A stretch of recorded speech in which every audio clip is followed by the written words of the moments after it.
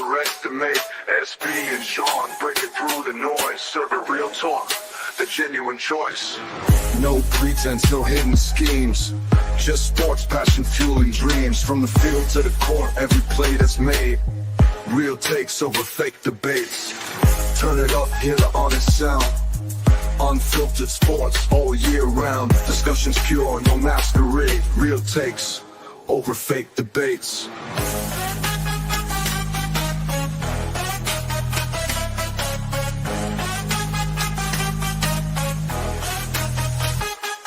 Turn it up. Over fake debates.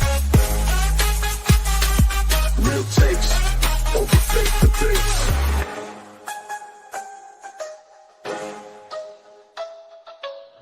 Real takes over fake debates. And we are live. Sbtalksports, Sean Webb. Real takes over fake debates. It is Monday, Sean. How you doing today, man? Doing good, SB. Happy Monday to you. Happy Monday out there to everyone. Looking forward to NBA Finals week. And, yeah, man.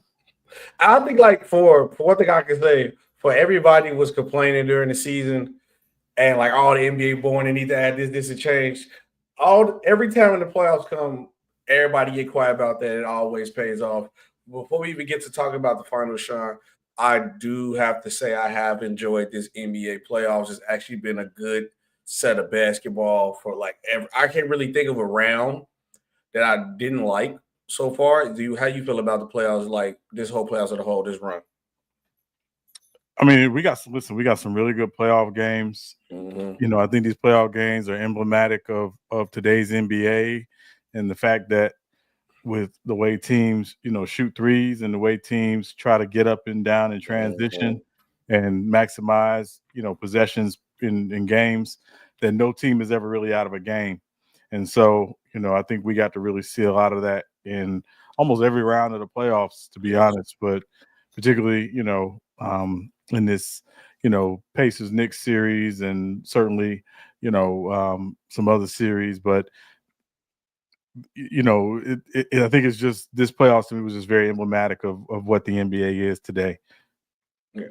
I would say that, Sean, but it is a little different from the fact of, well, with the two teams that we got in the finals, kind of not really fitting the mode of we just gonna jack up a whole bunch of threes. Don't get me wrong, they shoot them, but you got SGA, who's the main guy of the team, who actually attacks the midi more. And the Thunder is a outstanding defensive team. They don't depend on the three like the Boston Celtics.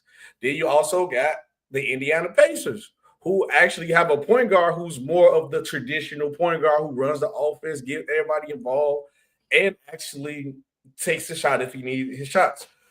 So when I'm looking at both these teams, and usually what happens with the NBA is, especially with the new CBA too, is usually whoever wins the finals team start trying to copy that mode again, because I do want teams to get out of that three-pointer down Boston Celtics logic, because everybody ain't Steph Curry. Y'all don't got Klay Thompson. Y'all don't got all these shooters to be shooting all these threes like that. I'm happy to see a team winning a different style of basketball. They said the league don't have no defense. The Thunder proved that wrong. Oh, you got to have a scoring point guard. The Pacers proved that wrong. And you also don't have to stack your teams no more with three players. Is actually build your team. The two teams that made the finals probably got the most depth on both sides of their conference and played majority of their people in the playoffs during their run. So I think these two teams will be opening up a lot of people's eyes. So, Sean, we do got the Thunder versus the Pacers series. I mean, everybody predicted the Thunder. Nobody really predicted the Pacers. If you betted the Pacers to go to the NBA Finals or to win a championship, it was like plus 8,000. So how do you feel about this series? Two small market teams. Are you excited about it? Is it something different? Is this something we should probably get used to, seeing more small market teams? Also, we probably ain't gonna see no more back-to-back champions. This is gonna be the seventh straight one. Yeah, I mean, I think to your point, SB, one thing, and I always talk about, we talk about the business side of sports and we talk about markets and things like that. This is proof that if you build it right and you build it well, it doesn't matter what market you're in. Yeah. Oklahoma City and Indianapolis are not free agent destinations traditionally, although, they did sign Hartenstein, OKC did, to a free agent deal, but that's not traditionally how they build their team. Indiana, their two best players they got via trade because they've made, smart trades. Two guys who both, got there, wanted to be there, wanted to play with each other. I just think, if you're a basketball fan, and yeah, you can be a fan of your team, you can be a fan of your favorite player, that's fine, that's great. Nobody will take that away from you. But sometimes you got to put your personal fandom away for guys and for teams and just try to enjoy good basketball. And I think the Thunder and the Pacers both, embody that as franchises and the way they play stylistically. You mentioned, the guard matchup, obviously Haliburton and SGA, two, really different guys, but both do what they have to do to help their teams win. And so, that's a very intriguing matchup. You talk about the best two-way players, two-way all-stars, and Pascal Siakam and Jalen Williams. You talk about two bigs in Miles Turner and Chet Holmgren, both who kind of, embody what today's big man is in the NBA in terms of that stretch big who can also help, defensively, rim protect. These two teams play with their depth, and everybody in the playoffs, honestly, and like to use their depth. They are the sum of their parts is probably the best way to put it. So this is a better matchup than I think a lot of people, who haven't really watched these teams probably realize. Obviously, the Thunder are going to be the overwhelming favorite. Yes, because they had an all-time regular season. They won 68 games in the regular season. That's an all-time team. Very few teams get to 68 wins in the regular season. So, when you talk about that kind of stuff, it's going to be a very, very intriguing matchup. Certainly we talk about Indiana offense, OKC's defense. The series to me is going to come down to the reverse. Indiana's defense and OKC's offense, because Indiana can lock in defensively when they need to. So, I would be very, very surprised if this series went less than 6 games. I think it's going to be at least a 6-game series. It is going to be, I think, one of the better final matchups that we've seen in a long time. Yeah, and the crazy thing, this is what I want. The main thing that I really want to see is how will the Thunder respond to the Pacers' pace of how they play, because how the Pacers play, they're never really out of a game at all. They're not like you see with the Knicks game, and then like how they play. They even get a fast break if you score. They getting the ball down the court. But then from the Indiana perspective, mainly Tyrese Haliburton, how can he respond to the physicality of the defense and the body that they was going to throw to him? Brunson is bigger than Tyrese Haliburton, let's be honest, but big body. And and the Pacers did make it a hard time for him. And the Thunder, and I think what the Pacers did to the Knicks, the Thunder is going to do to the Pacers. And if you remember the game before the one, game 5, I believe the New York Knicks kind of gave the Thunder the formula to beat them. You see, they was pressing Tyrese Haliburton, putting bodies upon them. So now you're going to have Caruso, J-Dub, Lou Dort, maybe even SGA run to him 1 or 2 times. And they're going to throw different bodies at him and make it hard for Tyrese Haliburton to do his job. Right, yeah. To that point, those bodies you mentioned, that's where the value of Nembhard and Nesmith come in, because they have to be ready to take alleviate some of that pressure off of Haliburton to be the primary ball handler 100% of the time. TJ McConnell as well when he comes in the game. So I think this is going to be a chess match. I mean, you talk about from a coaching perspective, Rick Carlisle, Mark Danegal, these are two of the better tacticians in the league.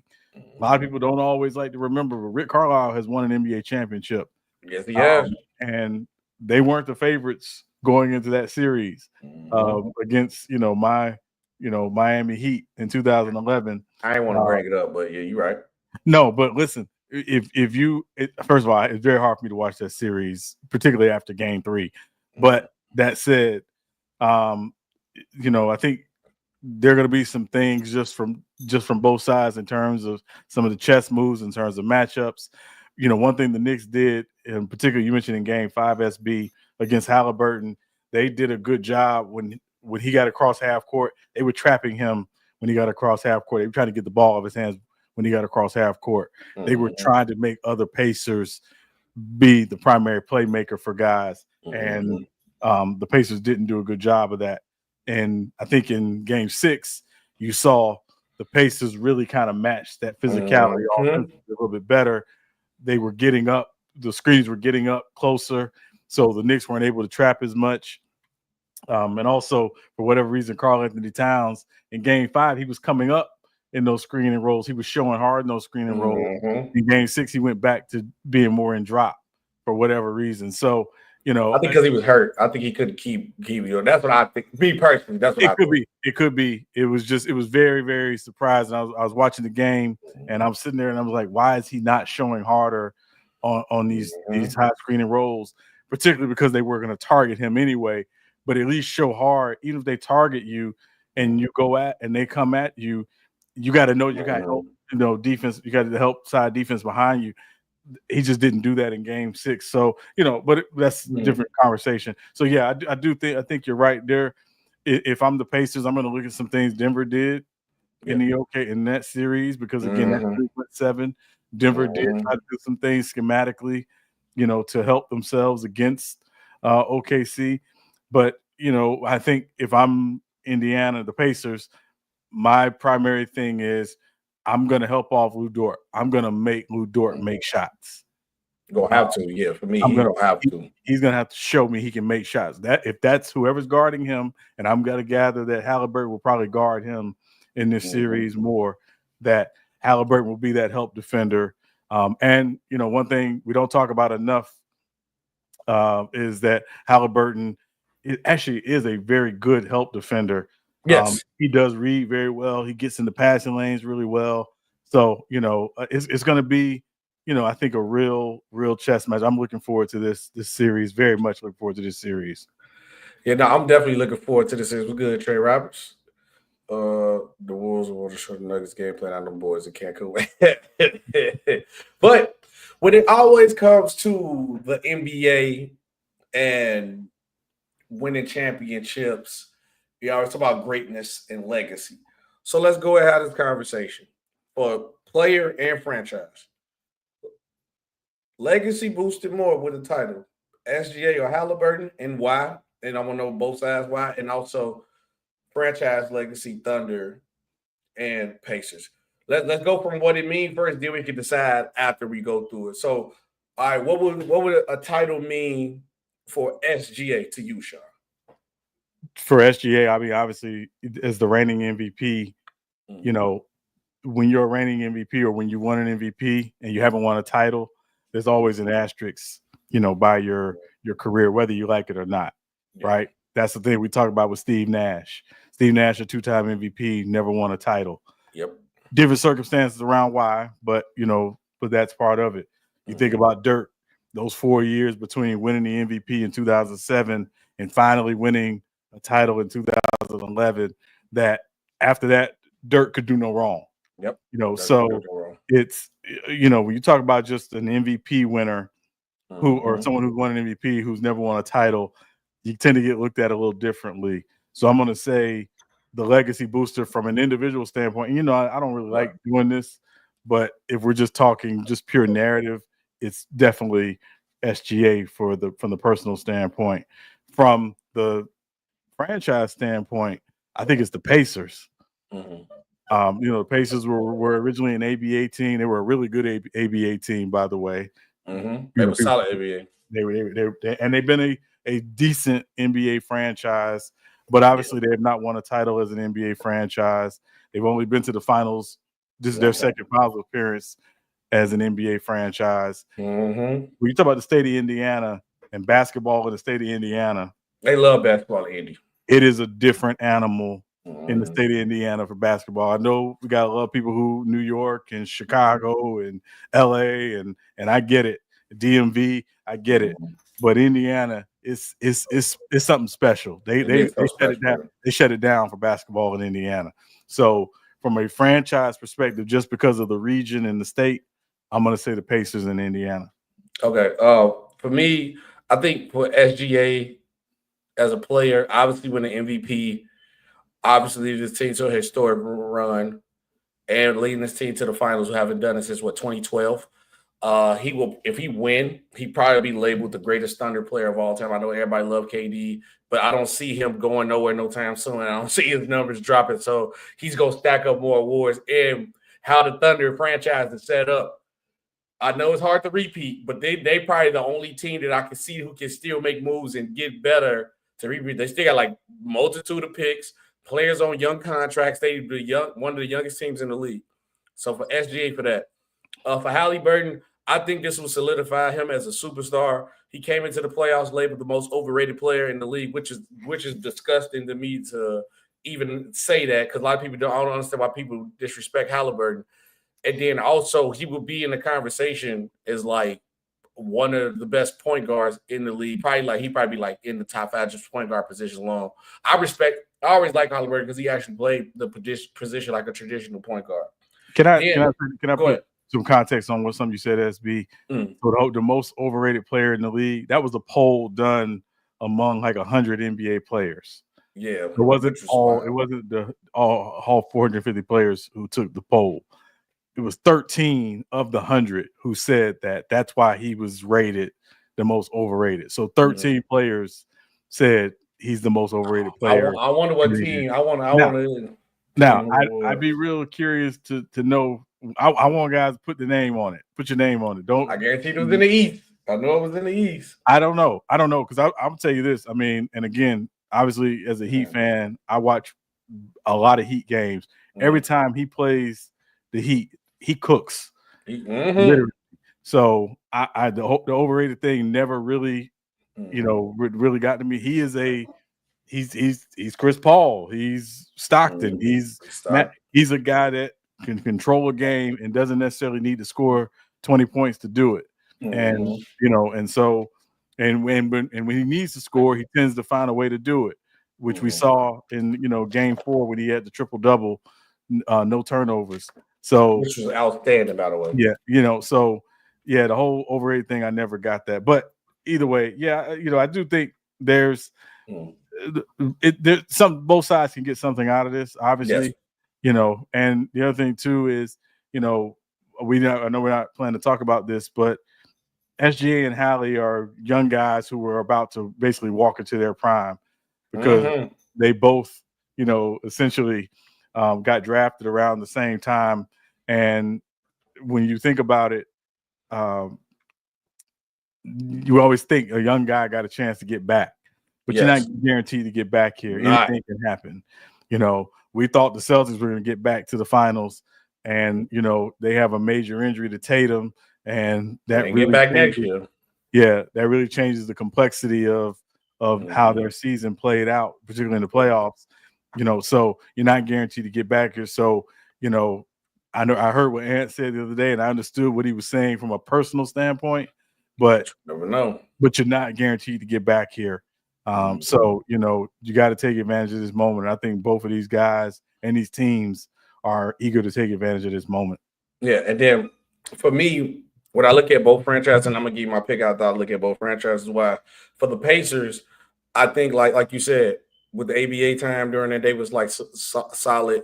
And then I think this would be like, if they was to win, this would just be like restitution for the Reggie Miller era, especially with the Malice in the Palace, where you looked at that team that they had during that time where they legitimately had a legit shot. And ever since, the Pacers has not been close ever since then. And then, so it just make the Pacers just solidify them as a franchise who've been for a long time. Yeah, okay, I just want to because you said something. They won 3 ABA titles, so in 4 years. So they were a very good. They was a very good ABA team. Yeah, And if you look at OKC, this would establish this franchise. Like this was the last new franchise that we actually got. I know they got the Sonics history, but they really don't claim it because they already said once the Seattle team, which we know is coming back, comes back, they're going to give them their history back. So the Thunder is taking everything like this. But for me, what this does for the Thunder franchise is bigger than basketball that might change everybody else around. Sam Presti will finally get the credit that he deserves as a GM work because the only thing, I even said plenty of times, I always kept saying, hey, he making all these moves. He had all this talent. He has not got the job. He had 3 MVP players on his team. I don't really want to count hard. This ain't fair. 3 MVP players on his team that he got. It has not got a championship yet. Also, with the Thunder franchise, they showed everybody, stop firing everybody, every other coach, every other people in the office. Stick with your people that you have and go to course and build something. Get good people because people don't realize OKC still got everybody that they had office-wise that they had back in when KD was there. And then when you look at the coach, and I just found this out when I knew we were talking about this, so I looked it up. I didn't know the coach they got now was the G League coach of the Thunder franchise. They moved him up. They telling you, no, you can, just like you build your players, build your front office. So I think if Sam Presti get it done, we're going to have a conversation of his GM skills. And that's it. I think he'll be one of the greats because it's hard to repeat in this era because I was seeing, but this Thunder team is primed to set to repeat because they can make any moves right now. They can make any moves you hear about. They can get Giannis if they really want to. Nope. And probably won't lose a lot of their team. They probably, might give it like Lou Dort, maybe Caruso, maybe got to give it some contracts or something. They could get probably KD for just a couple picks and get another team involved to make the money match or move something around and make everything good, still be fine. That's great GM work. Also, Sean, speaking of great GM work, I meant to bring it up, and then we're gonna get to the last topic of the finals. How do you feel that the funny saying that's going on with Paul George is the reason why all these finals are happening? Because Paul George get traded to OKC, Sabonis, then Sabonis get to Haliburton, then him go to the Clippers, get SGA. So this is the Paul George finals. Do you think that's kind of funny how things work, that Paul George set up 2 teams to be great? I mean, indirectly, yeah, I do. I think it is funny. Obviously, it's humorous because obviously we talk about Paul George and his playoff success or lack thereof. I do think obviously, these were situations when with Indiana, he was in the last year of his deal. He told them he was not going to re-sign. He wanted to be traded. They traded him to OKC. They get Sabonis and they get Victor Oladipo in that deal. And then obviously we know they have a pretty decent run with that squad. They're a playoff team. And then they end up flipping, Oladipo to Houston and then flipping Sabonis to Sacramento for Haliburton but also to get off that Buddy Hield contract, which was so it obviously when you talk about the 6 degrees of separation, these is the 6 degrees of Paul George, and so it is interesting, but I think what it also is we talk about continuity from ownership, front office, coaching. There was a vision for both of these franchises on how they wanted to build things, not just post Paul George, but in OKC's case, post Russell Westbrook. And then, moving on from trading Chris Paul, who they got in the Russell Westbrook deal, they were basically saying, we're going to embrace having these assets and figure out how to put it together. And we believe if we put it together right and we get some depth, we got a chance. Aaron Nesmith is a great example of that. Aaron Nesmith was basically a throw-in in a trade. He's one of their better players, so he won them a game against the Knicks.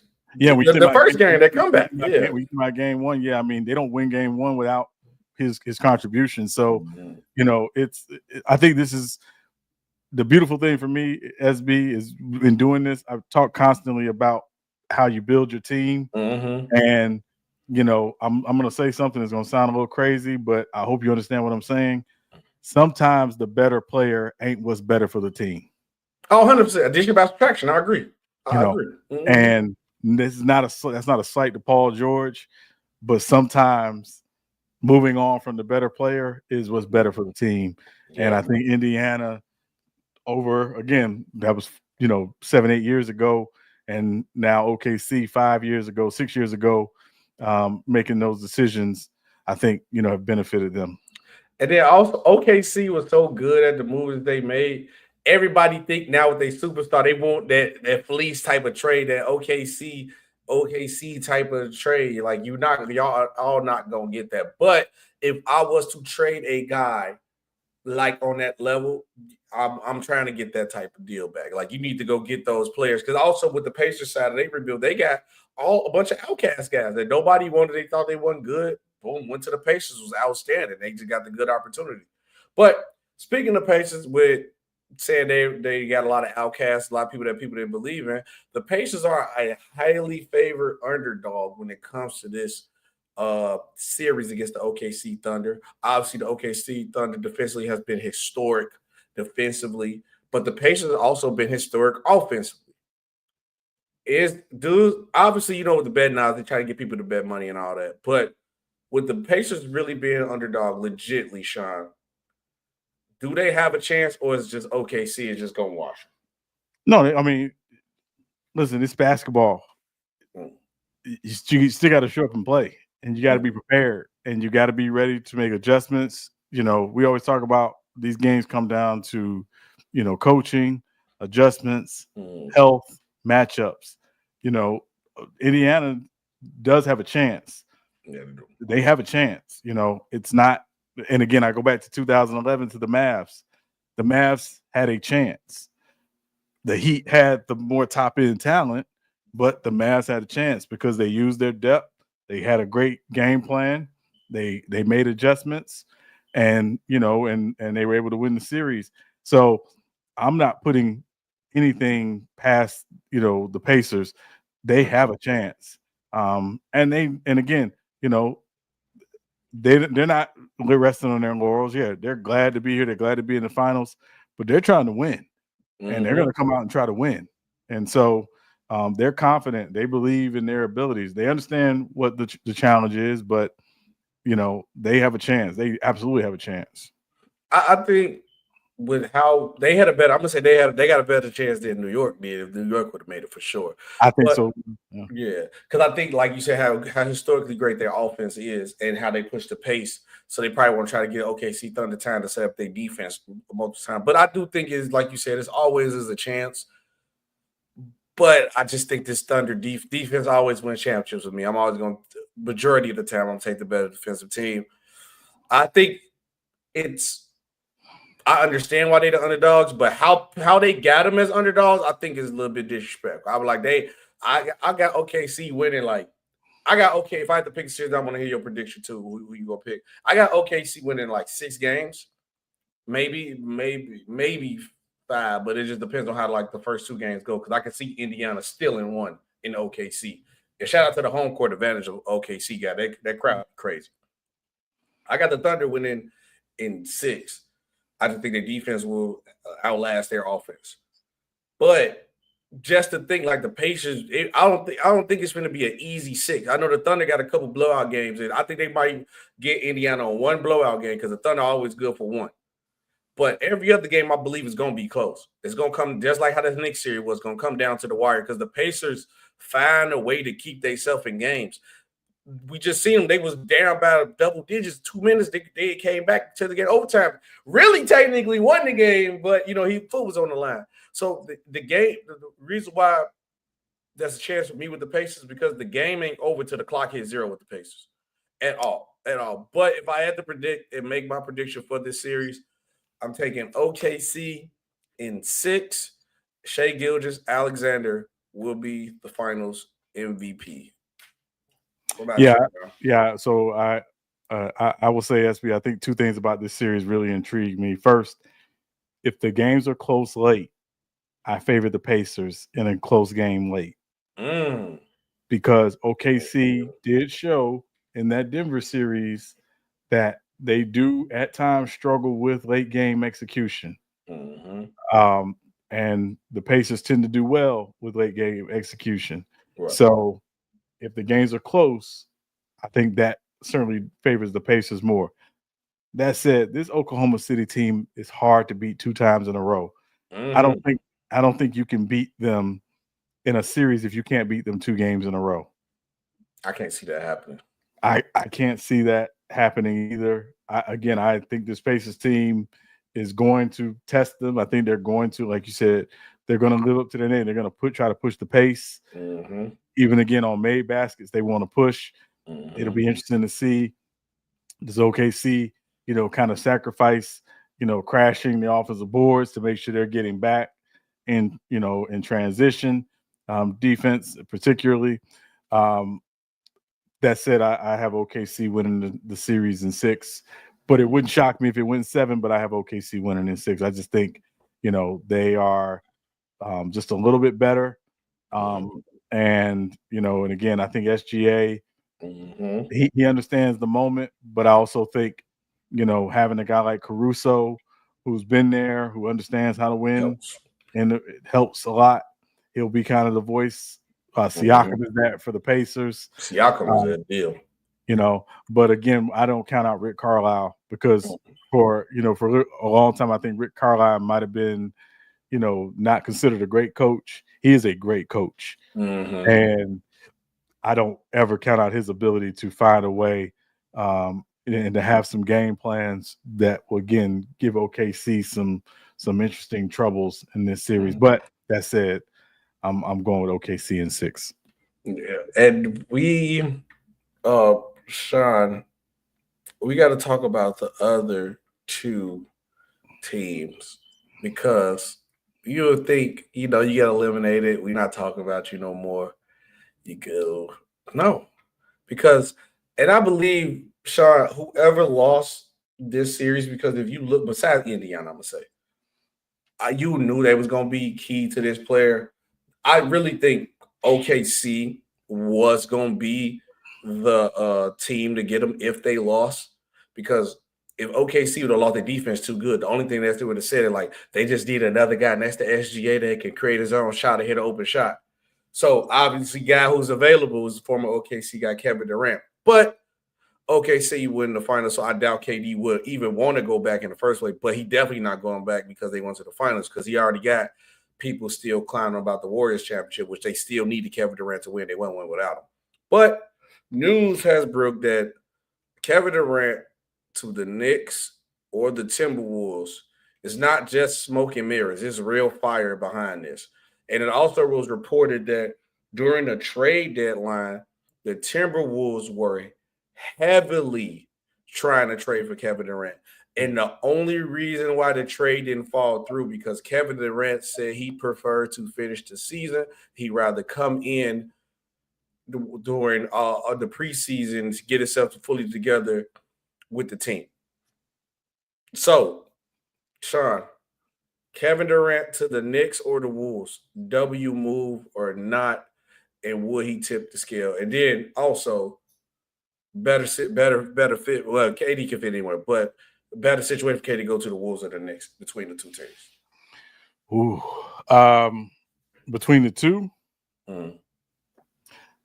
I'm going to say preliminarily the Knicks, depending on what the Knicks give up to get him. What I mean is that it's a pretty easy swap between the Knicks and the Suns if they're willing to swap Karl-Anthony Towns for Kevin Durant. I know the Suns will probably have some serious interest in Cat because of his relationship with Devin Booker. They've talked about playing together before. Obviously, they were at Kentucky together. They're in the same draft class. They would absolutely love that. I don't know if the Knicks would necessarily want to do that. Because one, if you trade for Kevin Durant, you got to extend him. He's only on contract for another year. I'm going to say the Knicks, depending on what they give up for him. Also, nothing against the Wolves. I think the Wolves have some other issues they need to figure out before they make a Kevin Durant trade. You know, keeping Nas Reed, I think, is probably high on their list for them. They better. You know, I know we got to do after the finals, we'll do our division off season for we that. got what, 2 more divisions, right? Yep. Three more. Okay. Yeah, 3 more. But we got to, we got to look at,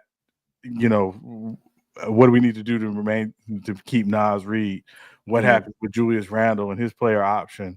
Does he opt in or does he want to opt out? Can we use him if he wants to opt out and he wants to go elsewhere? Can we use him in a sign and trade to get, someone back? So I think the Wolves just have more roster issues to work out, and they're under new ownership with Mark Lowry and Alex Rodriguez. So I'm saying from a situation of kind of, hey, this thing is pretty much built. We just think we need to make this one move. I think the Knicks for Kevin Durant would make the most sense of the two. That said, I think Houston is probably the favorite. Yeah, I think we have to be outside of these, so I think Houston is too. They got the players, and they got a player that's making a lot of money that we can all agree that's the guy they can get rid of. Phoenix would like a young, youthful point guard, athletic point guard, put butts in seats.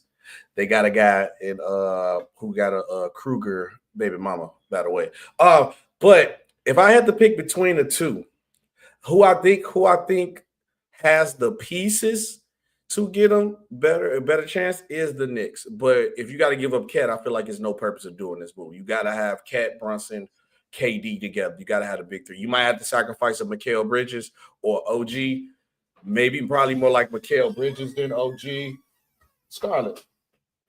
Maybe more of Mikal Bridges than OG. But I would say my daughter just busted in the room messing with the dog. I'm sorry. No, you're fine. Yeah. She just threw me off. She's thirsty. I'm sorry. She just threw me completely off. But like I said, so if I had to put the perspective on it now, I think, like you said, I wouldn't. The Knicks probably got better. Probably could get like rid of Mikal Bridges and probably a couple of guys off the bench. And you got to at least keep OG or Mikal. But I think Phoenix, with their relation, they probably want Mikal back. For me, I think fit-wise and what another player needs and who I think will KD gel well with, but also will help the growth of the young superstar, I believe KD to the Wolves will be better for me. I think because the problem that the Wolves came into, like Julius Randle, what you seen when Julius Randle actually played good, shot his shot consistently, it helped Ant better. Right. But also the problem that I do have that I think the Wolves need to get rid of, I doubt anybody take Rudy Gobert. I seen a rumor that my Chicago Bulls might try to trade for. I pray we do not do that. You gotta open up the floor more for Ant. I think a guy like KD that helps with the spacing, and also you ain't gotta ask too much for KD. We don't need you to carry the load. We just need you to hit a pull up shot when we need it. Hit an open three we need. We don't need you to guard the best big man. We don't need you to do any of those things. We just need you to help Ant-Man make Ant-Man job easy. Another way to make Ant-Man job easier, too, is open up spacing in the paint. Like you brought up Nas Reed. I understand it's harder with the money. So the Timberwolves, to make this happen, got to move a lot of contracts and adjust a lot of things. Nas Reed will be the big man that you would need to probably get, because I'm looking at their line. I don't know if Mike Conley will still be here. If not, Mike Conley probably got one more year. So I would say go all out. You got Conley. I go Conley, Ant-Man, Big Daniels, Durant, and Nas Reed. I think that'll be an outstanding 5. Then you could probably get a young, youthful, rim protecting big, or somebody who can actually get rebounds. There's some for the cheap out there always. What Rudy Gobert brings to the table with that contract and what you gave up for it, you got to just bite the bullet on it. But for that team, I don't think it'll be good. So I will surround the KD trade around like Julius Randle and Rudy Gobert and see if we can make things happen that way. But I think fit-wise and a team who can actually make a run, I think the Timberwolves with Kevin Durant will be outstanding, because if KD was on this team right now, I ain't saying they would have beat the Thunder, but it would have been a better series than what it was. And I already showed you he can still make the Western Conference Finals with anybody as his number 2. Karl Anthony Towns, which I still think they shouldn't have traded, but they had no choice because of the CBA. And how he did it with Julius Randle. So that's how I'm looking at it. So if I had to pick, I'm picking the Wolves. Let me know what you guys think about that. And the comment section below. Sean, we got to talk about this. LeBron James had a lot to say on youth hoops development, especially, would you say, American hoops development, excuse me, because this has been a growing conversation where everybody talk about how the international players are more developed and how they train. The ANU circuit is ruining basketball. So LeBron James, now the topic came about all these kids having trainers now. Kids 10 years old, 11 years old, why do you got which is crazy to me too. Why you got a basketball trainer? But I'm going to read the tweet instead of the video. LeBron said, I didn't have a basketball trainer until my second, third, or fourth year in the NBA.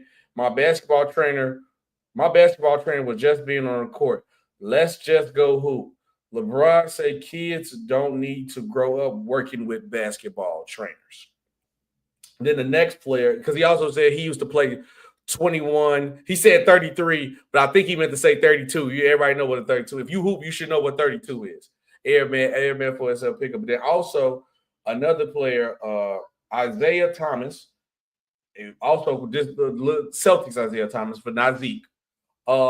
He said, sometimes I'm at the gym and there's a trainer and kid on every hoop. When I was that age, would have just played fives and got to it. Forget the training, laugh out loud, as kids get better faster playing with other kids or older people. Sean, I'll let you go first on this. I definitely have a strong opinion on both sides of it. I want to hear your take on this, SB, first. Okay. First of all, I do agree with LeBron and Isaiah Thomas because, I get it. Everybody's trying to make the league. You got to hone your skill sets up. That's perfectly fine. But y'all still forgetting the point. Basketball is the game. Y'all missing the enjoyment of the game, the enjoyment of basketball. And I also, before I know somebody gonna be in the comment section, it's a different era. It's dangerous, social media. I get that before anybody say that. Because when we was growing up, all through Chicago, but we used to go out south, all to the up north courts, to any gym. When we was playing in high school, we used to go just hoop, and you go hoop against different people, get hone your skills that way. Hoop in the neighborhood, hoop against older kids, younger kids, hoop with younger kids, hoop with older people. You still got to have the fun of the game. Derrick Rose used to come hoop everywhere, every park, still make the league. I think today's youth, and I'm going to say the generation that's older, the trainers, are taking the fun away from the game too, because kids supposed to be playing. Now, when it comes to the training point, I understand why you want to have a trainer because of the ANU thing, what we was talking about with the problem ANU, people just out there playing, chasing highlights. I get that. But every player don't need a individual trainer.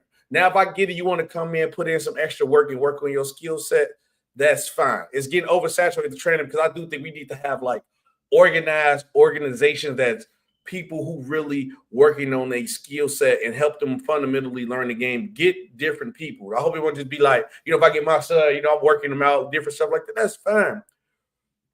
But I would like to see more. If we go complain about this is a better way to say it. If we go complain about everybody having a trainer, then we need to start having these ANUs, these organizations actually train the fundamentals of basketball. All these, LeBron, you have ANU teams. Are you training these kids, or are you teaching these kids, or who you got in the spot? Are you teaching these kids the right thing? Okay, Chris Paul had all these guys coming up from this. But also, this is the last thing. Y'all told players, this is what y'all got to do because y'all know y'all just chasing highlights. And y'all told players what you have to do. And it's come with that now to even make it or to even be considered to get a look now. You got to have money. It's money now to do all this stuff. So why you see all these trainers, because now you got to be with this trainer, because this trainer might know this person to get you on this team, to get this out of you. So it comes with that too. Because I don't believe in this era of basketball that we ain't going to see nobody from the trenches no more make it no more. It'll be hard. He had to be a rare breed of a player because he ain't going to get that trainer. Because now, obviously, he just want to go hoop. And that guy who just go hoop ain't going to make it no more. He ain't going to get that out no more. I seen people that I know close to my family-wise or even people close to other family who are better than a lot of people that I've seen didn't even get no scholarship. And why is that? Because they ain't got them trainers. They ain't got that money. The ANU, it's money now. You got to have money making. Why you think half of the league is NBA sons or NBA godsons? Somebody hearing that. It's more juniors in the league than ever. Come on, man. It's NBA junior now. But guess what? All them NBA players got money, but they're gonna sell it to us as, yeah, you know, they training, they got the best professional work at. Nah, man, because they not hooping against everybody. I can tell you right now, LeBron James probably did more training than he did actually going out hooping outside. Now, because LeBron could be worried about safety purposes, whatever you can say it, cool. Only other person that I think probably like the generation that's coming up now, the kids I think was like outside actually hooping and playing is probably Gilbert Arenas' son and Carmelo Anthony's son. And you can tell about how they play. They got the skill sets that they be training, but you can actually tell they out there hooping and putting their skills to work. But Shai, I definitely want to hear what you got to say. So I thank you, SB, because you said a lot there, and I definitely want to commend you on that. There were a couple things that came to mind when I saw what LeBron said. I don't completely disagree with him. I don't completely disagree with him. The best way often to get better as a basketball player, as a hooper, is to go hoop, but to hoop with older guys and better guys. You know, I used to go to this thing called Midnight Basketball. You would get guys from different high schools, even some college guys who played college ball. They would come, and it was pickup basically all night. And you got to really test yourself against, you know, some of the best, and they would push you. You know, I've had the chance in my life to play pickup against NBA players, some NBA players. This thing you played against Vince, right? Was it Vince? Yeah, Vince, but he wasn't in the NBA at that point. Yeah, I know that probably was crazy work out there. Well, I mean, it was.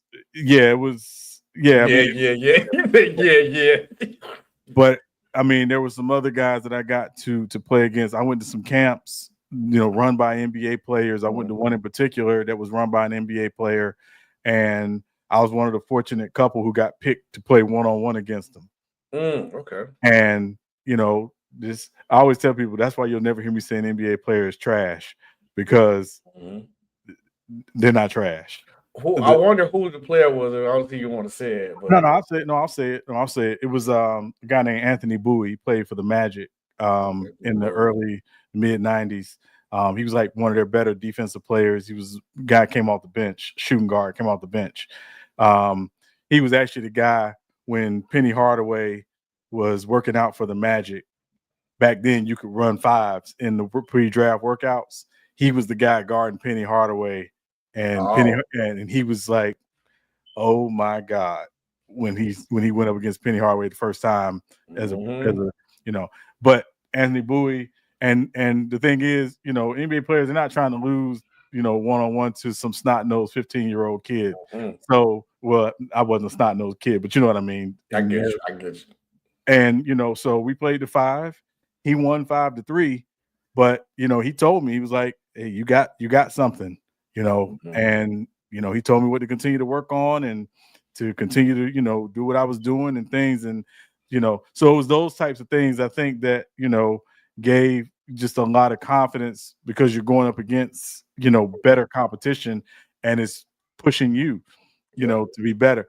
That's what I think sometimes is lacking in youth development, is like when I go to the court, or I, you know, go work out on the court, I don't play 5-on-5 too much anymore. But when I go to the court and I see, you know, guys basically playing against guys that aren't going to push them, guys who aren't going to get up in you a little bit, guys who aren't going to say, "Hey, you know, you can test your move out here, you know, test what you've been working on out here, see if it works, see what else you need to work on." You know, I'm glad you said that, because that's the one thing I did miss. Like, you doing all that training, the point of hooping is now put what you train on the court and see, does it work? Can you do it when somebody out there pushing you?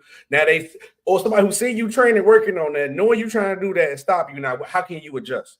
If you're just doing that basic training, that's all you know how to do, that 2 basic moves, you wouldn't know what to do. You're gonna become a robot at that point. Right. And I'll tell you this, SB, just real quick. I know we can't spend too much time on this thing. Hooping is one part of it. Yes. Learning the game requires to watch the game. How many of these young kids actually sit down and watch games and sit and learn and understand here's what they're doing, why they're doing what they're doing. Here's what it looks like when you run horns action. Here's, anybody can run up and down a court, but there's a between the ears component that I think is lacking as well. And some of that is they're maybe not getting the coaching they necessarily need, but also you almost have to be obsessed with it. I'm gonna tell you this story real quick. One of my favorite gifts when I was a kid, Magic Johnson put out this video, and it was called "Put Some Magic in Your Game." Okay. And it was basically a skills development video. And so keep in mind, this is back in like 89, 90, whatever. So I got that as a gift, and I burned the crap out of that tape. I tried to learn all the different skills and the drills to do, the ball handling drills and the passing drills and the rebounding drills. And literally it was that was my skills training. But also, like you said, I had to take what I was doing and take it to the court and see, is this work? I'm boxing out a guy 6, 7, 8 inches taller than me. If I'm dropping my gravity low enough, I should be able to box him out. No matter how big or strong he is, those types of things. I don't know if that's, but also watching games and kind of learning and understanding why is Mark Price, who's somebody I watch quite a bit because I used to love to watch him run the pick and roll. I want to understand how is he able to split the pick and roll the way he does, and how he could get his dribble low enough to split the pick and roll and still get back up high enough to get his shot off. Those were things that I watched and I wanted to understand. How did he and Brad Daugherty, who was the center at the time for Cleveland, how they ran that high pick and roll, things that Isaiah Thomas did. It was all of that. I'm not, and I don't want to be funny here. I sometimes think we get so caught up in highlights and highlight culture that we forget to watch the little things in the games that matter. And those are the things that, people and young kids, I don't think always get. They don't watch the game, Sean. They watch more highlights. That's another thing. Like kids today, they don't watch basketball. Like some of the best, like the things that, and I blame it's not that like they're not interested in basketball. I just blame the era we in. Everybody want everything fast. That's why TikTok pop off as big as it is. Your clips will be bigger than your podcast because people usually, anytime you hear people react to something about a podcast, you never hear nobody say, "Oh, I watched an episode of the podcast. I see your clips. I see your clips." And that's the same thing when it comes to like the game now. People just wait till their favorite streamer or wait till the highlights drop, watch the highlights or react to the highlights, and that's it. And that's the problem with the game today. Because I do think American-born players, it's not that they don't like the skill. Like you said, I feel like they like the IQ of the game, understand. God rest his soul. The worst thing that had happened that Kobe Bryant passed away because that show that he had detail was probably the closest way that you could get kids to actually watch film. And it's because they love Kobe so much, they would probably sit and go actually watch that if they took the time out to do it. And that's what I'm saying. Worst thing Kobe died anyway for his family, but the worst thing for the youth development is Kobe passing away because that show detail was what was needed. I actually thought for a second with LeBron podcast, he was going to kind of be more like that X and O's, but as he obviously learning in the podcast game, even no matter how big you is, like LeBron James, you're going to fall into the meta of what people want to watch because you're going to want to get the click and views. Because even with LeBron podcast, man, the game is starting to slowly, but it's because maybe with Nash, we don't see, but it's slowly teetering that way, but he still kind of do talk to X's and O's a little bit. And I would love to see LeBron have, honestly, because I think LeBron has the highest basketball IQ. I would prefer to have LeBron do a show like detail like that. I'd rather see him talk just more of that. I don't even want to hear LeBron talk about narratives. It don't even matter. I just want all X's and O's talking or understanding what you was going through. Like when he broke down the point of what happened with the Heat and the Heat shot, like stuff like that. And that's what I want to hear, like the emotions of what was going through in the moment or something like that. If it ain't nothing like that, Everything else got to be basketball. I don't hear nothing else outside of basketball. I don't even want to hear you talk about your favorite wine on your show. It's Madden the game. Keep your mind on it. But let us know, how do you guys feel about the American youth at this point in time? All right, Sean, we got to run through these other topics real quick. Suns coaching search is down to 2 Cavs assistants. Johnnie, Bryant, and Jordan Ott are the finalists for the Phoenix Suns job. Obviously, these 2 guys, part of the coaching staff, where the Cleveland Cavaliers had an outstanding season. So obviously, I'm seeing these. I don't know if either of these guys had head coaching experience. I don't believe so, because none of these names look very familiar for me. But it's looking like the Phoenix Suns want to get a new, fresh face in the coaching seat, and I do think sometimes it's better to have a fresh face with a coaching change. Now, I don't know how him and Devin Booker are going to rock, because I don't believe Devin Booker is going nowhere. But I like that they're going for getting a fresh face opportunity instead of just going back in an old head gauntlet. How you feel about these 2 being the finalists? Yes, when we did our Pacific Division off-season wish list and we talked about the Suns, this was one of the things that we mentioned, was that the Suns really need to stop going with the retreads and find a young assistant. But what they really need to do is find a program builder, and they really need Matt Ishbia to get out of the way and stop trying to run everything. I know you were a walk-on at Michigan State and you're a decent ball player, but you got to get out of the way. So whether it's Johnnie Bryant or it's Jordan Knott, hire them, let them build a program, give them time to build a program, because this changing coaches every year is not it. That really is what it comes down to. So which either of these guys get the job, don't know who, obviously, probably know by the end of the week, give them the time and the resources they need to build a program that can ultimately, hopefully, lead to some long-term success for the Phoenix Suns. Yeah, see, I don't know. I really can't purely pick between the 2. I really don't know too much about them, so I'm not going to even try to fake an opinion. But we just see how it goes, and I hope they build it. I'm more worried about what the Suns going to do with the roster, and then see what goes on from that point. Now, Sean, the third coach before they got to accept the fact of they got to stick with a coach at this point. Stop flipping and fight. You gonna go with a fresh face? Let them rock out. I call this the Spoelstra treatment. Right. Let him give him some years, give him some time. Let him rock out. Let him make mistakes. Let him figure it out. Phoenix is nowhere near winning the championship no time soon. They're going through the rebuild process. Bring a fresh face in. Rebuild with that coach. And it's actually going to be their 4th coach in 4 seasons, because remember, they had Monty Williams 2 years ago, and then Frank Vogel last season, and then Budenholzer this season. So there's still 3 people on their payroll there, right? Because one of the coaches got hired, right? Who it was? It was Monty. Monty got hired, so Monty they don't Monty's owe gone. Monty more money. Yes. Is it Frank Vogel? Yes.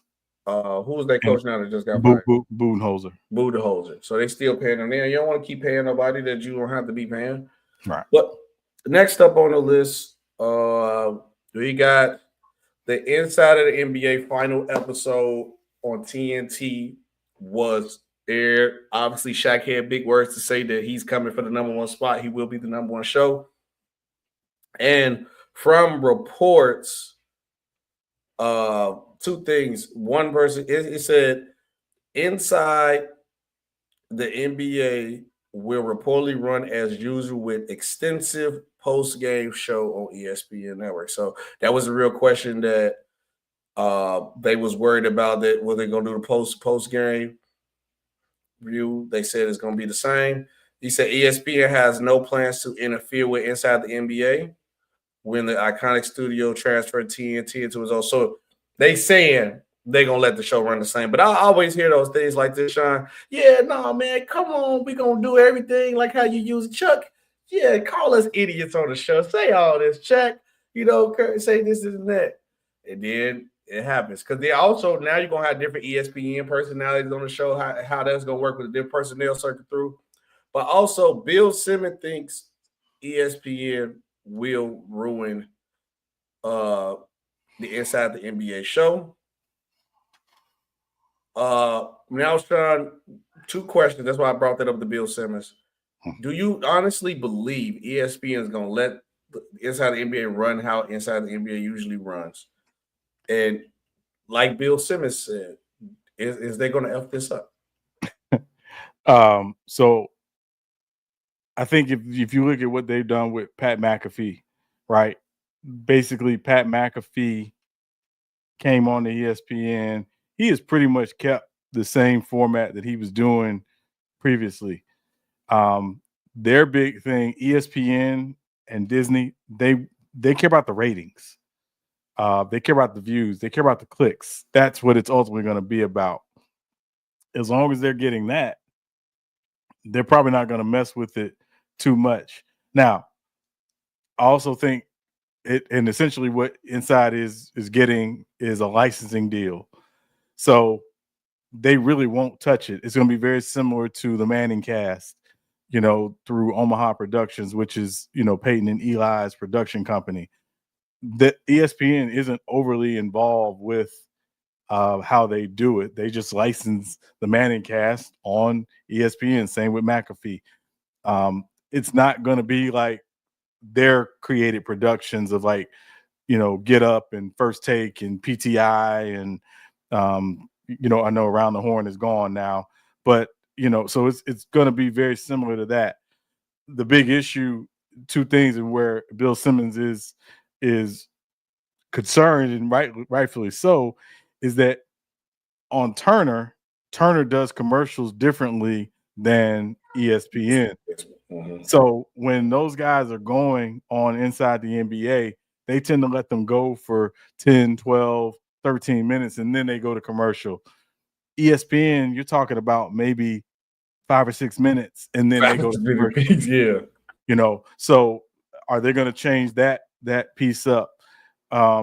Also, what makes Inside the NBA, and to be very clear, Inside the NBA was around for a few years before Charles Barkley got there. Yes. But Inside the NBA is the Ernie Johnson and Charles Barkley show. It took off when Charles Barkley got there. Yeah, it became a whole different animal when Charles Barkley got there, because he was the one who he was so unpredictable. You never knew what he was going to say. Mm-hmm. So it was, I think if I remember that first year he was there, I want to say it was like Robert Pack, who was still in the NBA at the time. He had like abdominal cramps or whatever. It was going to miss the game because of abdominal cramps. And Charles Barkley was like, so dudes miss games now because they get their period? That's crazy, dog. So this is his first year. So it was kind of like, wow, like I can't believe Charles Barkley said that. And then keep in mind the time. And then other things he said, like, why you never buy why you never buy a woman a watch, because it's a clock on the stove, So he's the reason why Inside the NBA blew up the way it did. I'm not taking nothing away from Kenny, but Ernie basically kind of allowing those guys to do their thing, but also being able to bring it back home when he needed to is why that show is so successful. Yeah.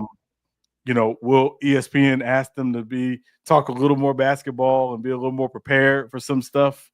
Maybe, but for the most part, I would expect that it's going to be a lot of the same. More to be fair, Sean, that'll be of the pot calling the kettle black. Because do they the people that they have on their shows, do they always be prepared? I think they're prepared. I just don't think they always know what they're talking about. But I think they're prepared in some sort of way. I just don't think they always know what they're talking nonsense. That's what they're prepared to talk nonsense. Yeah. Can't be perfect. I'm prepared, but I'm gonna say some complete BS. But yeah, let us know how you guys feel about how Inside the NBA will do. Let us know. Then we gotta go to some football, Sean. We got two stories that we're gonna play one game with the chat, and let's get to it. Detroit Lions All-Pro center Frank Ragnow is announcing his retirement from football. Ragnow, who turned 29 in May, earned his second team All-Pro nods in each of the post 2 seasons. He was named to 4 Pro Bowls after being drafted 20th overall in 2018. team. Obviously, Frank, I forgot what injury he had, but I know he had got hurt. But it's crazy, like people don't realize how short-lived his NFL career, your NFL career could be, because he is 29. You would think, like, he could still. And Frank Ragnow was a excellent offensive lineman. He still at least had four good more years in him, like being an All-Pro, at least 4 good more. But sometimes when you get that call to retire, you gotta do what you gotta do. You gotta listen to your body and what your body tell you. So how you feel about this, Shar? It was a little surprising. I know he had some concerns about his contract. I think he wanted a new contract. I'm not sure, where they were in terms of contract talks before this announcement, but I think this is also going to be, to be honest, SB, you mentioned, 7 years. I don't think guys are going to be trying to have 14, 15-year-long NFL careers anymore. I think guys are thinking more about their long-term future with their bodies, with their health, with their minds, their heads in particular. So, I think this is going to be a little more the new normal that, we have to really embrace. Certainly, 29 is young, but Detroit's used to losing players in their prime. So, you think about Barry Sanders and Calvin Johnson, and, so this isn't anything they're unused to. But that said, I think a lot of this is going to be the new norm, is guys are going to walk away sooner than later. Some guys will still want to play forever, but I just don't think that's going to be this generation of players coming in. They want to get in, they want to make their money, and they want to walk away, sooner than later. So it's not surprising, but obviously, we see it as 7 years doesn't seem like a long time. He said Breeze still can barely walk. But that's true though. Not to laugh at that, but that is true. Like, because now it's like with the social media era, you kind of like you see more. Back in the day, players used to retire and disappear unless you just really see it. So you never really get to like see players. And you also have players who be wilding out. We had the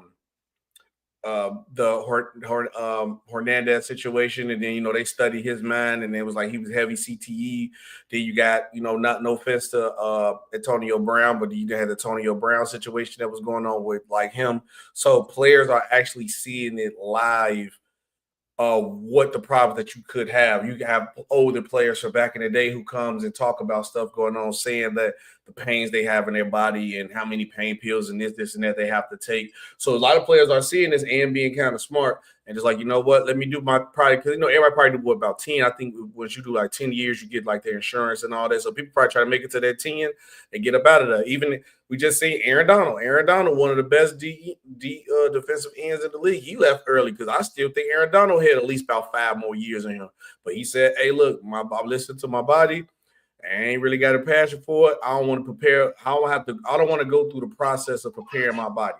Because people forget about that part about that too, Sean. People forget that the process of you have to prepare your body to play at that point of the season. People just think you're just going to go out there, chill, and just go out there and play. It don't work like that at all. It don't work like that at all. So I respect it. I understand. Sean, we got another story. We got to talk about Coach Prime. Must be the money. So obviously, Shedeur dropped in the draft. Shilo didn't end up getting undrafted. And Coach Prime was on Say What's Need to Be Said podcast with Ashanti Sammy. Obviously, it was back and forth with them. So, Coach Prime, he pulled up. I love to see they actually pulled up and talk about everything that was going on with them. That was dope. But at one point in the time, Coach Prime had talked about the attack Shedeur and Shilo had. He said, Colorado head coach and Pro Football Hall of Famer Deion Sanders admits he was hurt by the attack son Shedeur and Shilo received ahead of this year's draft. Deion opened up about the pre-draft process on a recent episode of Say What Needs to Be Said podcast with former NFL quarterback Asante Samuel, saying he's choosing to look on the bright side of it all. It hurt, Deion said, but the Bible say God used foolish things to confound the wise. So it was some foolish stuff that went on, but you know what? That gave them something that they needed. They gave them something that they said, all right? But the main point, I was hoping that the quote was in here. Okay, here you go right here. He said, Deion also hit back against reports claiming Shedeur was unprepared and unprofessional during pre-draft meeting with NFL teams. When you sit up there and say something like he went into a meeting unprepared, like dude, Deion said, Shedeur Sanders, who has 6 different offensive coordinators, who has still functioned and went up level and leveled up every time we brought somebody new in, and you're going to tell me he was unprepared. You're going to tell me he had headphones on. Shedeur, anybody who knows my son understand he's professional. He's going to go into a meeting with headphones on. Yeah, y'all now come on. So Prime is calling out BS, saying Shedeur was unprepared and Shedeur had headphones on. Only thing I'm gonna attack one point, Sean, I want to hear your opinion on that. I don't think like saying Shedeur was unprepared. It was a situation with the Giants where they put a mistake in the play, and I think he just got it wrong. And they said they didn't like Shedeur reaction. Now I don't know if any other team say he was unprepared, but I know the main point of that unprepared stuff came from Shedeur meeting with the Giants, and the Giants would they do that to everybody from what we had seen. They make a mistake in the play, and they see if you can find it. We see the video with Jaden Daniels. Now, maybe Shedeur didn't respond the way that they wanted Shedeur to respond. You know, he didn't say throw a touchdown like Jaden Daniels. I don't know. But the unprepared part, I believe that that's just something that's carrying on from that one situation. But what's your opinion on that, what Coach Prime said? So the whole thing with me is the unprepared part. Again, a lot of times these guys, as they go through the pre-draft process, before they go through the pre-draft process, a lot of them go through like boot camps. They go through kind of training and get some different things to help them prepare for what it's like when they go meet with these teams. These teams are going to throw different things at them that, you know, they want to see how they respond, things like that. Apparently, again, I don't want to get into the minutia of what happened in some of these meetings, but if the reports are true, and there have been multiple reports about this, that with the Giants in particular, that they basically threw in some mistakes in with their meeting with Shedeur when they were looking at film or things like that, and he didn't pick up on it or that he didn't take accountability for it. If those things are true, then again, the team has the right to say, "Hey, we're not interested." Right? Yeah. You know, I don't want to continue with this story again. I understand Deion's perspective, not just as their father, but also as their college coach, that he believes that, you know, Shedeur and Shilo, Shedeur in particular, probably didn't get the fair shake. That's fine. You're entitled to that. But again, there are 32 other employers who said, this is what we think of Shedeur. Whether they're right or wrong remains to be seen, but this is what they said. And that's it. So, like he said, you know, use it, use it as motivation, use it as, you know, hey, I got to prove to myself and I got to prove these folks that they were wrong and move forward. But, you know, again, the pre-draft stuff, this happens every year to players. It happens every year. Shedeur and Shilo are not the only two guys this has ever happened to. This happens every year. It happens every year. So, you know, let's, you know, let it be and move on. Let it be and move on, Sean. You know, speaking of moving on, every year, Madden moves on to another year, Madden. And this year, Philadelphia Eagles running back Saquon Barkley will be on the cover of Madden 26, EA announced. And they showed a behind-the-scenes video of them making the cover. Let me just say this, Sean. Once Saquon Barkley did the backwards hurdle, I was like, oh, he just got on the cover of Madden. Like, because the Eagles are already good. Now, them winning the championship was icing on the cake. But when that play happened, I say EA will drop the ball if they don't make this the Madden cover. You have to make the Madden cover. I think it was sign, sale, delivered when the play happened. But do you agree with that, or how you feel about the Madden cover? I mean, it only made sense. I mean, he had an all-time season, coupled with the fact that the team won the Super Bowl. And did you see what it looked like? Did you see it? Yes. Okay, you said okay. I want to see it. Yeah. So it makes sense that he's the choice. He's the first Eagle to be on the Madden cover since Donovan McNabb. That Mad curse. I hear it, but there's some people who've been on the Madden cover who had great years the next year. So I don't necessarily buy into the Madden curse like that anymore. But that said, it's an honor. Hopefully, he has a good season, for the Eagles, and we'll see what happens. All right, Shai, we got one. Let's have a fun segment before we get up out of there. I got all the team lists. So you guys can participate in the chat with us. Obviously, list your current, obviously, in the chat, because we can't list it. We don't know. List every sport. We're going to do basketball, NFL, MLB. We can do NHL too.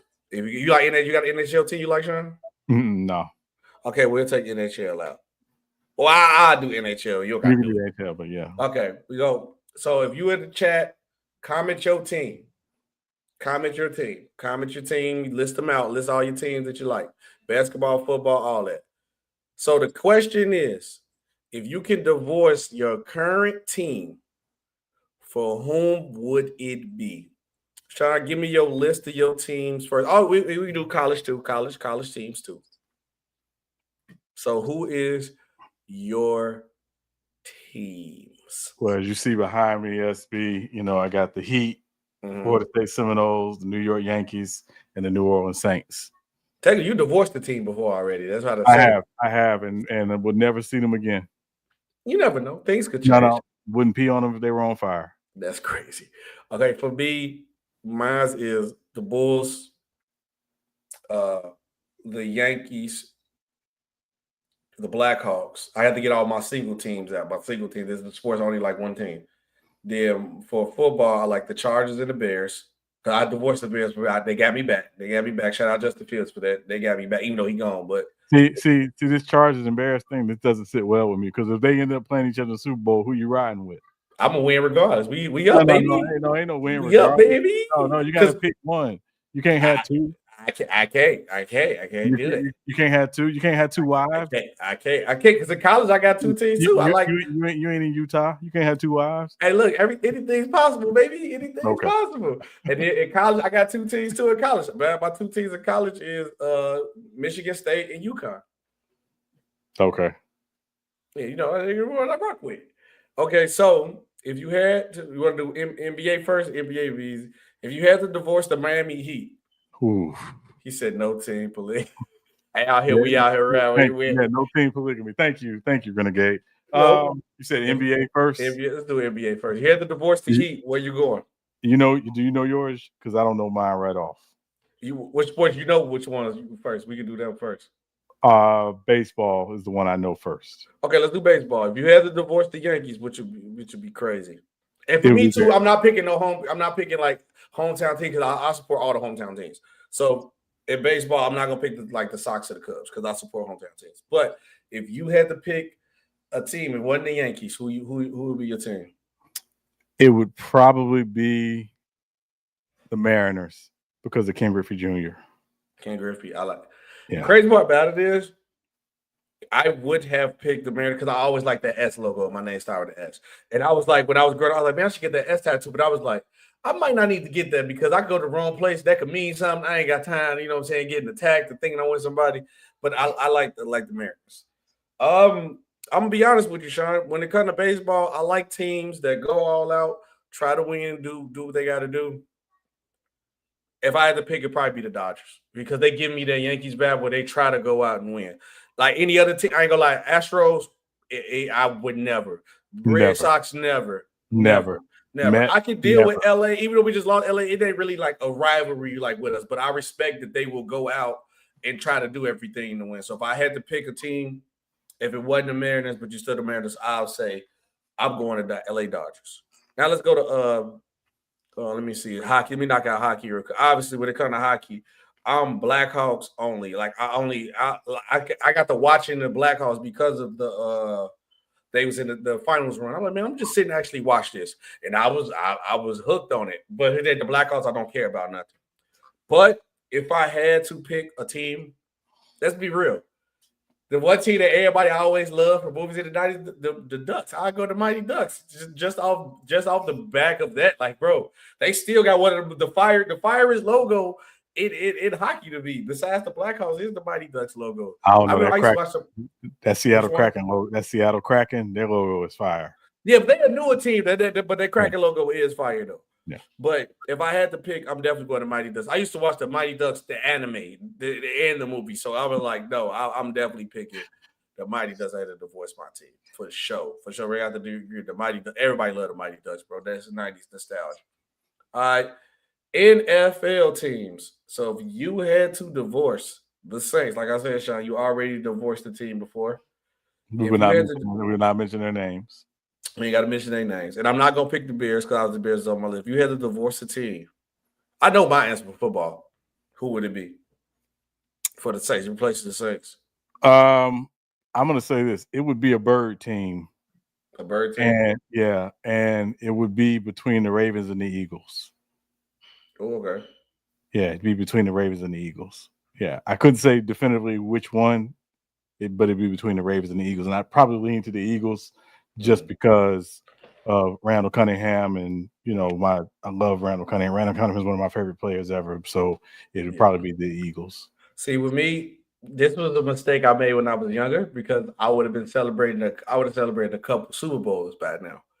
But the obvious answer for me, if it wasn't the Chargers, I would be a Rams fan.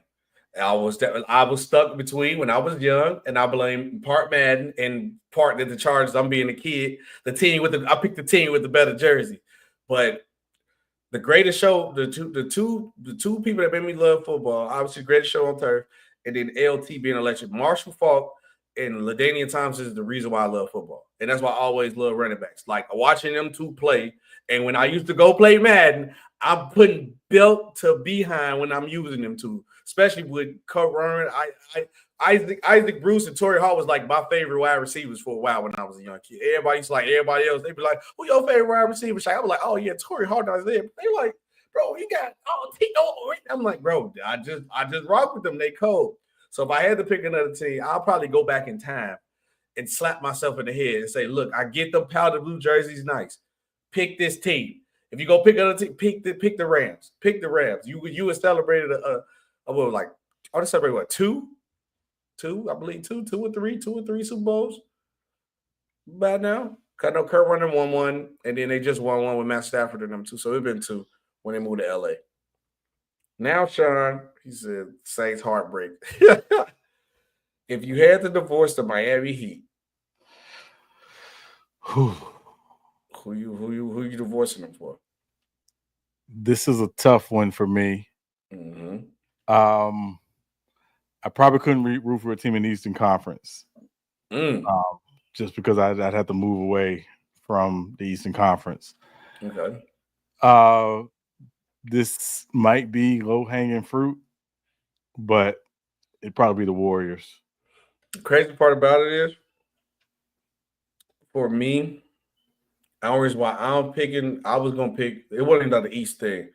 I was going to pick the Warriors. One of my closest friends that I used to close friends, my close Xbox friend. We played 2K since 2K 13 and still talk to him to this day. He was always a Warriors fan from that point. And I was like, Wolfman, so you chop it up. So I grew to love the Warriors too. So I watched them grow. I watched them suffer and then see them grow. So it'd be like, it's crazy.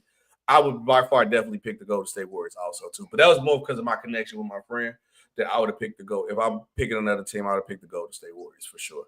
And they luckily got Steph Curry. But also during the time when they had the Baron Davis, we believe that was the fun. They were fun to watch during that time too. So, but if I had to pick a team, I'm going Golden State. And also, I forgot the team in college. You didn't give me your college team. Who's your college team? My college team is Florida State. No, I'm saying who your team you'll be a fan of. You didn't give me that one.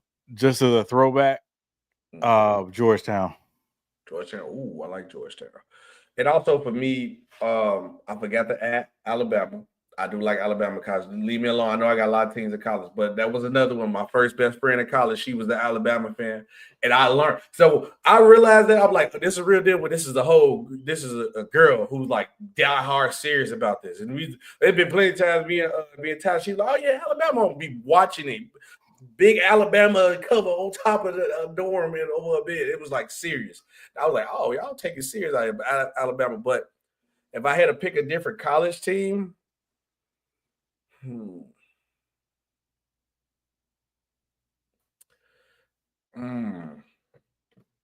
can't. I respect him, but I can't pick him. I ain't gonna lie. It's gonna be a rivalry pick. It is. And it hurts my soul to even try to say it's just which one I hate less, but I respect because I see what they did. It's between Duke or Michigan. I'm not gonna lie. Oh God, no. I'm sorry. It can't be Duke. It can't be Duke. But you think I like Michigan State. I hate them both, and I like Michigan State. I hate both of them, but I respect like what they do. I would have said Kentucky, but they only really good at basketball. So I'm thinking of schools that I actually like. They're great at both sports.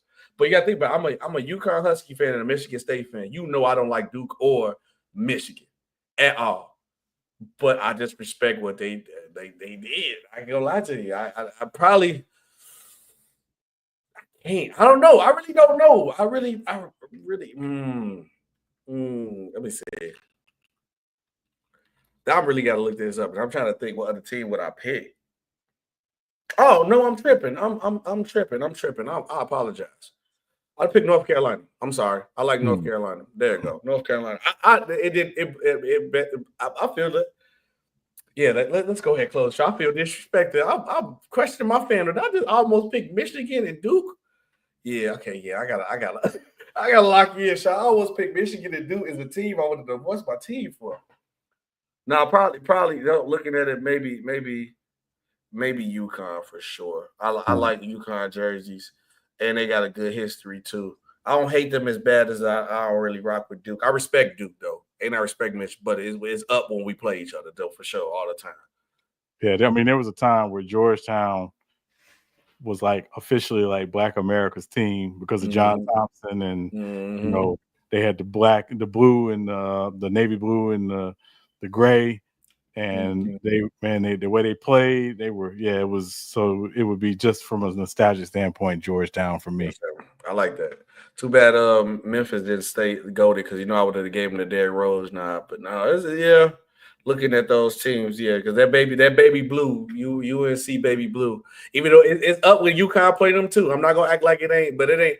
I don't know. It hit a little different with Duke. With with Duke for me, and with Michigan, it feels a little different for me. I don't take the UConn one as much as probably other people probably would, but for me, I don't know. It's just no, I don't know. It's just Duke and Michigan. I respect them though, but I ain't rocking.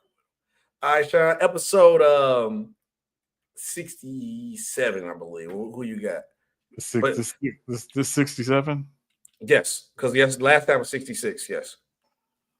Oh man, 67. And I like how your face gave you the answer. You understood what I said. I couldn't have no words for why I was trying to explain it, but you got it when I was saying like it's just it's them, man. I don't really rock with them, but you got it. I looked at your face. You understood what I mean when I said it. I'm gonna go just because it's such an obscure number. I go with Taj Gibson. Yep, I'm definitely going with the Chicago Bulls. Taj Gibson. All right, guys, this has been another great episode of Real Takes Over Fake Debates with SB and Sean Webb, and we will see you guys on the next episode. Peace.